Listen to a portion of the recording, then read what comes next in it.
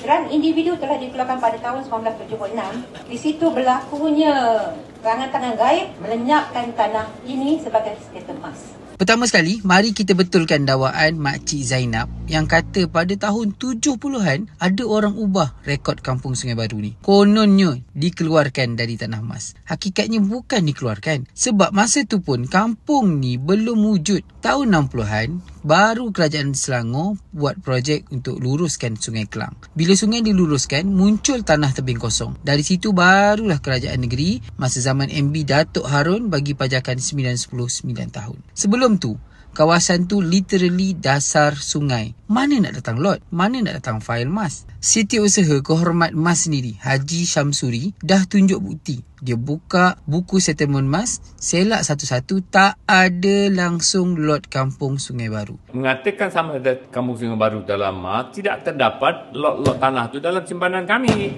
Tidak? Kalau betul lah kampung tu dalam Tanah Mas, sepatutnya ada nama, nombor lot, tapi rekod dia kosong. Fail pun tak pernah dibuka. Kalau akak masih nak kata Kampung Sungai Baru termasuk dalam kawasan Mas, bawalah bukti ke mahkamah. Bukan bawa cerita viral daripada komen Facebook je. Setakat kata orang, itu bukan bukti. Itu bahan untuk drama 7 petang.